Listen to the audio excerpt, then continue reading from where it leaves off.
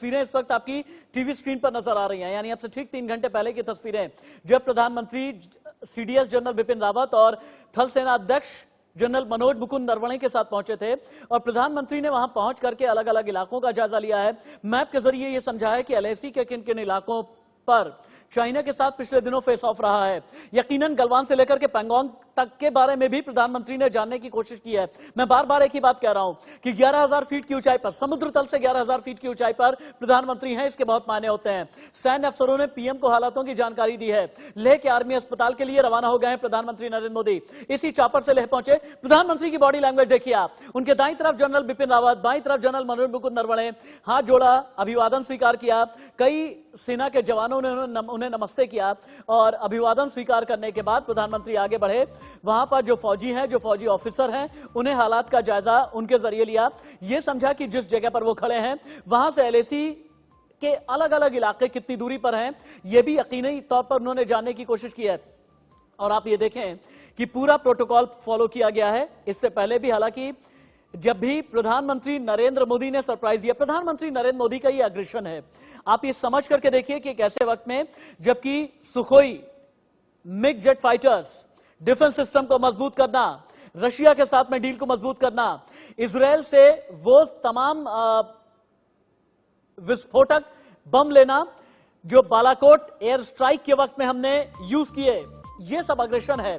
China पर digital strike करके भी अग्रेशन प्रधानमंत्री ने दिखाया। जिसकी जरूरत थी मोदी ने पूरी कर दी है। लेह में है प्रधानमंत्री, चीन में है खलबली। आज सारा जहां देख रहे हैं मोदी आखिरकार कहां पर हैं। मोदी हैं लेह में। लेह की तस्वीरें अभी हम आपको दिखा रहे हैं। दुर्गम पहाड़ियों का क्षेत्र है लेह का। मतलब यह है कि अगर लेह से दौलत बेग ओल्डी की तरफ जाते हैं तो फिर काराकोरम रेंज आती है और दुनिया के सबसे दुर्गम पहाड़ी क्षेत्रों में से एक, दुनिया का सबसे ज्यादा दुर्गम युद्ध क्षेत्रों में से एक। इसी चॉपर के जरिए प्रधानमंत्री लेह की सरजमी पर उतरे हैं। उन्होंने चीन को यह बता दिया है कि हां, ये 1962 का भारत नहीं है। आंखों में आंखें डाल करके प्रधानमंत्री ने यह बात कही है। लेह के आर्मी हॉस्पिटल के लिए प्रधानमंत्री रवाना हुए हैं। सीडीएस रावत, सेना प्रमुख भी पीएम के साथ में मौजूद हैं, जो अभी तस्वीरों में आपको नजर आ रहा है। लेकिन मैप के जरिए क्या हम दिखा सकते हैं कि प्रधानमंत्री कितनी ऊंचाई पर हैं? क्या हम अपने टच पैनल स्टूडियो जा सकते हैं? चलिए हम अपने टच पैनल स्टूडियो चलते हैं और मैं चाहूंगा कि 50% में, यानी आधी स्क्रीन पर अगर ये तस्वीरें हम काट करके रखें, बहुत तेजी के साथ में अपने टच पैनल स्टूडियो हम चलेंगे, जहां पर आप देख पाएंगे कि प्रधानमंत्री, मैप के जरिए आप देखें कि प्रधानमंत्री किस जगह पर हैं। और मैं चाहूंगा कि 50% में स्क्रीन पर आप ये मैप दिखाएं और 50% में ये दिखाएं कि प्रधानमंत्री जब आज सुबह 8:30 बजे पहुंचे तो तब की तस्वीरें क्या थी, अब से थोड़ी देर पहले की तस्वीरें क्या है। प्रधानमंत्री को लगातार टीवी स्क्रीन पर दिखाएं, क्योंकि इससे बड़ी और कोई खबर नहीं हो सकती। ये लेह का इलाका है जहां पर प्रधानमंत्री पहुंचे हैं, यानी समुद्र तल से 11,000 फीट की ऊंचाई। यह दौलत बेग ओल्डी है जो समुद्र तट से लगभग 16,000 से 17,000 फीट की ऊंचाई पर है। यह अक्साई चीन का इलाका है, यानी लेह से एलएसी का जो तमाम इलाका है, लेह से होते हुए लद्दाख के तमाम इलाके, दौलत बेग ओल्डी तक के बारे में जानकारी लेंगे प्रधानमंत्री। और इसके अलावा ये जो दरबुक से लेकर के दौलत बेग ओल्डी तक की ये रोड है, जो बॉर्डर रोड ऑर्गेनाइजेशन की तरफ से बनाई जा रही है, जो चीन के आंख की किरकिरी है, इसके बारे में भी प्रधानमंत्री लगातार जानने की और समझने की कोशिश करेंगे। ये मुर्गों का इलाका है। मुर्गों के इलाके में जहां पर बॉटल नेक क्रिएट करने की कोशिश करता है चीन। ये जो आपको लाल रंग का स्पॉट नजर आ रहा है, इसके बारे में भी प्रधानमंत्री जानेंगे। यह है लगभग 323 किलोमीटर लंबी दुर्बुक से लेकर के दौलत बेग ओल्डी तक की रोड है, जो लेह से शुरू होकर के दुर्बुक और उसके अलावा मुर्गों से होते हुए जाती है, पहुंचती है। ये प्रधानमंत्री हैं। प्रधानमंत्री की इन तस्वीरों के जरिए मैं कुछ बताना चाहूंगा, एक एक फ्रेम दर फ्रेम अगर आप देखें। प्रधानमंत्री आगे बढ़े, हाथ जोड़ा, उनके साथ में जनरल बिपिन रावत हैं, लेफ्टिनेंट जनरल हरिंदर सिंह भी पीछे आपको नजर आ रहे हैं। और इन हसीन वादियों में और इस ऐसे वक्त में अब देखें प्रधानमंत्री जायजा ले रहे हैं। एक एक तस्वीर को आप जब देखेंगे, प्रधानमंत्री इस कैनवास के जरिए ये समझने की कोशिश कर रहे हैं कि पहाड़ी इलाके कितने दुर्गम क्षेत्र होते हैं फौजियों के लिए। और प्रधानमंत्री के साथ जनरल मनोज मुकुंद नरवणे और सीडीएस जनरल बिपिन रावत भी आपको नजर आ रहे हैं। सीडीएस बनाने के पीछे की मंशा भी हमारे देश में यही रही है कि फौज को और भी ज्यादा मजबूती मिले, आर्मी, नेवी, एयरफोर्स का कोऑर्डिनेशन बहुत बेहतर रहे। एलएसी पर मोदी हैं। भारत के लिए इंडिया न्यूज की यह बड़ी कवरेज है और फौजी ऑफिसर प्रधानमंत्री को बता रहे हैं। और जानते हैं ये जो फौजी कैप होती है ना, इसके भी अपने मायने होते हैं। ये वो चॉपर है जिसके जरिए प्रधानमंत्री नरेंद्र मोदी लेह के नीमू पहुंचे हैं। ये दुर्गम क्षेत्र है जो पूरी तरह से दूसरी तरफ जाकर के इसके दूसरी तरफ एलएसी यानी चीन का इलाका आ जाता है। इसी तरफ चीन आंखें तरेरता है। ये वो चॉपर है जो पूरी दुनिया के लिए आज सबसे बड़ी खबर है। ये वो चॉपर है जो बता रहा है कि सशक्त भारत का प्रधानमंत्री कैसा होता है। ये वो चॉपर है जिसने ये बताया कि अप्रत्याशित तरीके से प्रधानमंत्री नरेंद्र मोदी लेह की सरजमी पर उतर करके आए। लेकिन ये तस्वीरें देखें आप, अब दो तस्वीरों के जरिए आप देखें। ये वो चॉपर है जिसके जरिए प्रधानमंत्री आए। ये तस्वीरें हैं अब से थोड़ी देर पहले की, यानी सुबह 8:30 बजे की, जब प्रधानमंत्री नीमू में उतरे। मास्क लगाया था, मफलर लगाया था, नेहरू जैकेट पहना था, लेकिन उसके बाद उन्हें आर्मी की जैकेट दी गई। बड़ी बात यह है कि यहां पर बहुत ठंड होती है। बड़ी बात यह है कि यहां पर ऑक्सीजन की कमी होती है, आपको एक्लेमेटाइज होना पड़ता है। एक बार क्या हम रिपोर्ट दिखा बहुत तेजी के साथ में, फिर से हम चलते हैं अपने मेन स्टूडियो, जहां पर हम ये दिखाएंगे आपको कि 11,000 फीट की ऊंचाई तक एक्लेमेटाइज होने के लिए आपको क्या करना होता है। मेरे कोलीग आशीष की यह रिपोर्ट है। यह रिपोर्ट लेह के क्षेत्र की ही है। हम वो जगह नहीं बताएंगे जहां पर असल में इसे शूट किया गया है, लेकिन फिर से हम बताएंगे लेह लद्दाख की यह रिपोर्ट है जहां प्रधानमंत्री पहुंचे हैं। ठीक उसी जगह की यह रिपोर्ट है। यह एक रेट्रोस्पेक्टिव रिपोर्ट है। मैं फिर से रिपीट करूंगा, यह एक रेट्रोस्पेक्टिव रिपोर्ट है जिसके जरिए आप यह समझेंगे कि 11,000 फीट की ऊंचाई तक पहुंचने पर हमारे और आपके जैसे का क्या हाल होता है। और याद रखिएगा, प्रधानमंत्री की उम्र है 69 साल। रिपोर्ट। लेह यहाँ पर जो हाइट है वो 11,000 फीट है। यहाँ पर किसी एक आम आदमी के लिए सांस लेना भी मुश्किल होता है शुरुआत के 1 या 2 दिन में। लेकिन इन जो सोल्जर्स इन द मेकिंग है, लद्दाख स्काउट्स के जो सन्स ऑफ द सॉइल है, मिट्टी के सपूत जिसे कहा जाता है, वही पहाड़ों पर आगे तैनात होंगे ऐसे समय में जब भारतीय सेना आगे ज्यादा डिप्लॉयमेंट बढ़ाएगी। उसमें सबसे अहम role Ladakh scout regimental centre का होगा। इन सोल्जर्स इन द मेकिंग को देखिए, ये मास्क पहनकर अपना वेपन लेकर ट्रेनिंग लगातार कर रहे हैं। इन्हें ज्यादा तकलीफ इसलिए भी नहीं होती क्योंकि ये सन्स ऑफ द सॉइल हैं, यहीं लेह लद्दाख की मिट्टी से जुड़े हुए हैं, यहीं पैदा हुए हैं, यहीं पले बड़े हैं, और इसीलिए इन्हें नेचुरल एक्लिमेटाइजेशन भी होता है। और किसी भी समय किसी भी हाइट पर, अभी की जैसे कि हम 11,000 फीट पर हैं, आगे जब और हाइट्स पर जाएंगे तो वो 13,500, 15,000 और आगे 18,000 फीट तक हाइट चली जाती है। ऐसे में ये सोल्जर्स नेचुरली तैयार हैं, फिट हैं दुश्मन का सामना करने के लिए, कहीं भी, कभी भी, किसी भी ऊंचाई पर। कैमरामैन अविनाश के साथ मैं आशीष सिंह, लेह के लद्दाख स्काउट रेजिमेंट सेंटर से इंडिया न्यूज के लिए। आप समझ गए ना कि अगर 11,000 फीट की ऊंचाई पर रहना होता है तो फिर कितने मुश्किलात का सामना करना होता है। यह भी आपको समझ में आ गया होगा कि एक्लेमेटाइज होने के लिए आपको कितनी ज्यादा मेहनत करने की जरूरत होती है। मैं एक बार मेजर जनरल जेके परिहार के पास में जाना चाहूंगा। मेजर जनरल जेके परिहार, प्रधानमंत्री का यूं ही पहुंच जाना बिना एक्लेमेटाइज हुए, ये किन मायनों में खास है, ये कितना महत्वपूर्ण है?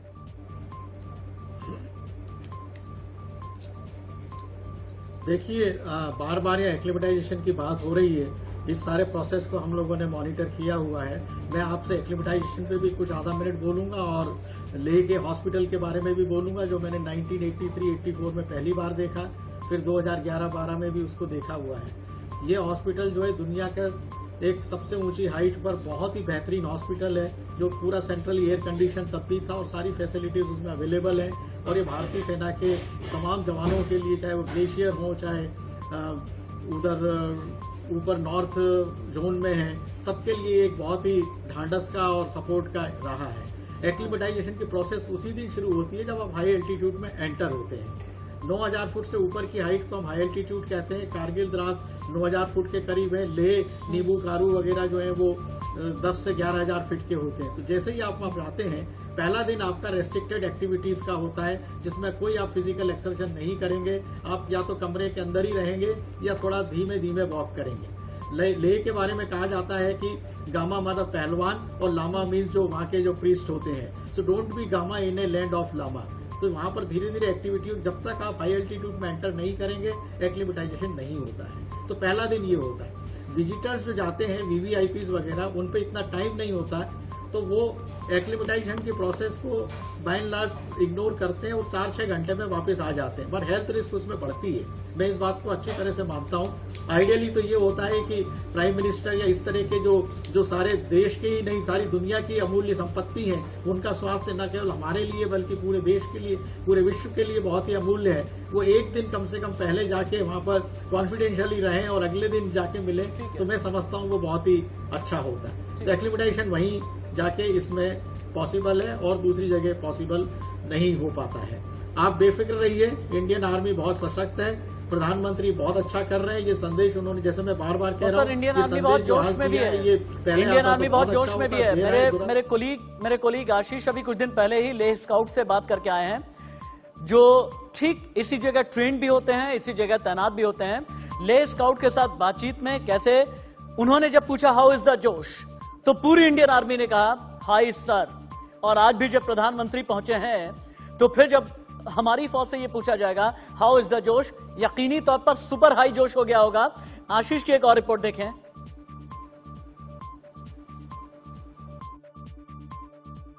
मैं जानता हूं कि सभी लोगों को देश में ये जानना है कि ऐसे समय में हमारे सोल्जर्स का जोश कितना हाई है, विशेष तौर पर तो उन सोल्जर्स का जो लेह लद्दाख में हैं, जो किसी भी समय किसी भी ऊंचाई पर डिप्लॉय हो सकते हैं। तो हम इन्हीं से जानते हैं कि हाउ इज देयर जोश। विल्दर आंगड़ू जी जानना चाहते हैं कि हाउ इज द जोश ऑफ द सोल्जर्स।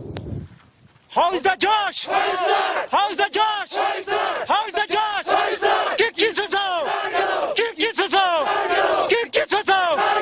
भारत माता की, भारत माता की, भारत माता की, भारत माता की। बहुत बहुत शुक्रिया, उनका जोश काफी हाई है।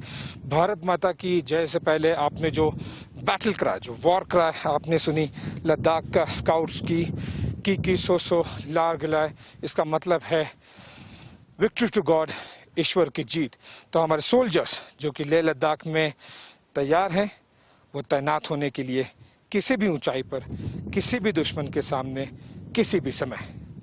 कैमरामैन अविनाश के साथ मैं Ashish Singh, Ladakh scout regimental centre से इंडिया न्यूज के लिए। चीन ने गलवान में किया गुनाह और उसी गुनाह के 18 दिन के बाद प्रधानमंत्री पहुंचे हैं लेह लद्दाख। गलवान में चीन ने क्या गुनाह किया था, एक बार क्या आप जानना नहीं चाहेंगे? एक बार हम दिखाते हैं आपको इन्हीं तस्वीरों के साथ में कि गलवान में चीन ने क्या किया था। उसके ठीक 18 दिन के बाद में प्रधानमंत्री नरेंद्र मोदी पहुंचे हैं। तस्वीरों के जरिए आप अभी देख पा रहे हैं, ये गलवान वाला पूरा इलाका है जो अभी आपको टीवी स्क्रीन पर नजर आ रहा है, जहां पर आपको डीएसडीबीओ रोड लगभग 350 किलोमीटर की नजर आ रही है। दरअसल पिछले लगभग 17-18 साल से बॉर्डर रोड ऑर्गेनाइजेशन यहां पर रोड दुर्बुक से लेकर के दौलत बेग ओल्डी तक बना रहा है।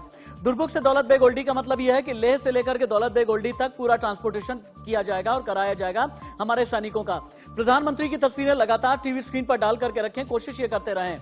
और बड़ी बात यह है कि इसी गलवान में जहां पर श्योक नदी और गलवान नदी का संगम होता है, वहीं पर गलवान का पेट्रोलिंग पॉइंट है 14। गलवान के पेट्रोलिंग पॉइंट 14 पर ही 15 और 16 जून की रात भारत और चीन की फौज आपस में भिड़ने के बाद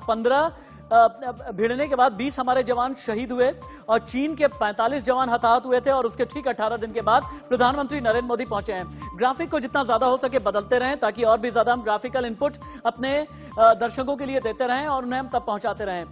चीन का चक्रव्यूह तोड़ने की फिराक में अभी हिंदुस्तान की तरफ से कोशिशें लगातार की जा रही हैं। चूंकि हमने किस तरह से बालाकोट में स्ट्राइक की थी, हमने किस तरह सर्जिकल स्ट्राइक 2016 में की थी, आपको याद होगा। म्यांमार में घुस करके हमने सर्जिकल स्ट्राइक की थी, यह भी आपको याद होगा। पाकिस्तान, मालदीव, नेपाल, श्रीलंका और बांग्लादेश, इन सभी को यह बताने के लिए काफी है कि हमने जब एयर स्ट्राइक का नंबर आया तो हमने एयर स्ट्राइक की, सर्जिकल स्ट्राइक का नंबर आया, सर्जिकल स्ट्राइक भी की। हमने अगर फ्रांस से रफेल लेकर के आना था। हम रफेल 27 जुलाई तक 6 अलग अलग रफेल की खेप लेकर के आ रहे हैं और सबसे बड़ी बात यह है कि बहुत ही ज्यादा उन्नत टेक्नोलॉजी वाला ये रफेल है जो मिसाइल भी अपने साथ में लेकर के आएगा। भारत और चीन की डिफेंस ताकत ये बताने के लिए काफी है कि आज की तारीख में हम आर्मी के मामले में, नेवी के मामले में, एयरफोर्स के मामले में कहां पर खड़े हैं। और संख्या भर का ही मत लीजिएगा आप, सिर्फ संख्या यानी तादाद के साथ ही कंपैरिजन मत कीजिएगा। मैं बार बार एक ही बात कहता हूं कि हमारा एयरफोर्स 5th जनरेशन का है। हमारे पास में जगुआर है, हमारे पास मिग विमान है, हमारे पास ऐसे जेट फाइटर हैं जो चाइना के जो चेंगडू स्टेल्थ फाइटर हैं, इन सब्जेक्ट के मुकाबले बहुत आगे चले जाते हैं। ग्राफिकल इनपुट बहुत तेजी के साथ में बदलते रहें। अगला ग्राफिकल इनपुट भी लेकर के आए इन तस्वीरों के साथ, तभी आप समझ पाएंगे कि हाँ, भारत चीन की डिफेंस ताकत। क्यों हम ये कह रहे हैं ये चीन नहीं 10 सिर वाला रावण है। 50 के दशक में चीन ने क्या किया आपकी टीवी स्क्रीन पर आप देख सकते हैं। 60 के दशक में किस तरह से युद्ध किया धोखा देकर के, ये भी आपकी टीवी स्क्रीन पर हम दिखा रहे हैं। 67 में हमने किस तरह से जवाब दिया, ये भी हम आपको बता रहे हैं। 1975 में गलवान में आंखें तरेरी, ये भी हम आपको दिखा और बता रहे हैं। 27 साल में 5 बड़े बड़े समझौते चीन ने किए हैं, लेकिन समझौतों का उल्लंघन एक के बाद एक चीन करता ही गया। बड़ी बात यह है, इसके बाद और भी ग्राफिकल इनपुट इसके अलावा भी लेकर के आए। दशानन के 10 पाप के अलावा, हाँ दशानन के 10 पाप, ठीक है। अगला इसके अलावा मैप के जरिए बहुत कुछ भी दिखाने के, हाँ ये मैं दिखाना चाह रहा था। जहां पर आपको लद्दाख नजर आ रहा है, आप लद्दाख से देखें कि अगर कोई प्रधानमंत्री लद्दाख पहुंच जाता है तो फिर ऐसे में चाहे वो एलओसी का इलाका हो यानी पाकिस्तान वाला जो इलाका हो, या फिर जो अक्साई चीन का इलाका है, लेह में पहुंचने का मतलब यह है कि पाकिस्तान को यह कह देना कि गिलगिट और बाल्टिस्तान में अगर तुम एक्स्ट्रा फौजें डिप्लॉय कर रहे हो तो यहां पर प्रधानमंत्री पहुंचे हुए हैं, इसके कई मायने हैं। गिलगिट बाल्टिस्तान पूरा पीओके हमारा है, अक्साई चीन हमारा था, हमारा है, हमारा रहेगा, यह भी बता देना है। नेपाल को सीधे तौर पर यह कह देना है कि चाहे वो चीन को माफ कीजिएगा, सीधे तौर पर यह कह देना है वेस्टर्न सेक्टर में अगर आप आए तो आपका हम मुकाबला करेंगे, सेंट्रल सेक्टर में अगर आप आए तो भी हम आपका मुकाबला करेंगे, मैकमोहन लाइन के पास में अगर आए आप तो भी हम आपका मुकाबला करेंगे, और ईस्टर्न सेक्टर में अगर आए तो फिर मुकाबला करने के लिए पूरी तरीके से तैयार हैं। यहां पर यह कह दिया गया है चीन को इस मैप के जरिए। हाँ, अब मैं यही दिखाना चाह रहा था, चीन के पास क्या है, हमारे पास क्या है।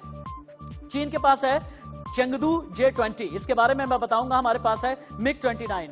अगला चीन के पास में है चेंगडू J-17, हमारे पास है मिराज 2000।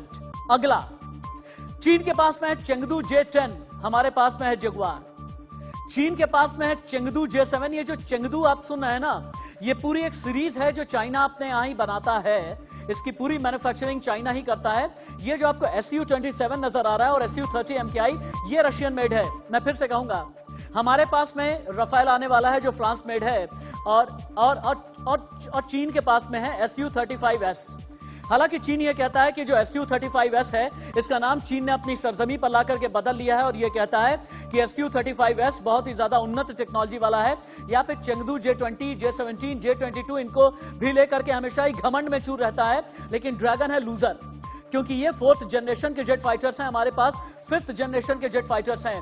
आप तेजस की बात कर लीजिए, आप मिराज की बात कर लें, सुखोई 30 MKI की बात कर लें जो कि रशियन मेड है, फ्रांस के रफेल की आप बात कर लें, इजराइल के साथ में जितने भी डिफेंस सौदे हैं उनकी किस तरह से हमने तेजी कर दी है, ये भी हमने आपको बताया। मेरे ख्याल से हमें कर्नल शिवदान के पास जाना चाहिए। कर्नल शिवदान के पास में जाएंगे छोटे से ब्रेक के बाद, और उनसे हम ये समझेंगे कि अलग अलग ट्राई जंक्शन पर जिस तरह से चीन हिमाकत दिखाता रहा है, और इसके अलावा युद्ध क्षेत्र में अग्रेसिव स्टांस का मतलब क्या होता है, यह भी हम बताएंगे और दिखाएंगे। Graphical input, touch panel studio, देश का सबसे बड़ा पैनल, सबसे तेज अपडेट, सबसे बड़ी खबर, सबसे बड़ी तैयारी, सिर्फ और सिर्फ इंडिया न्यूज पर।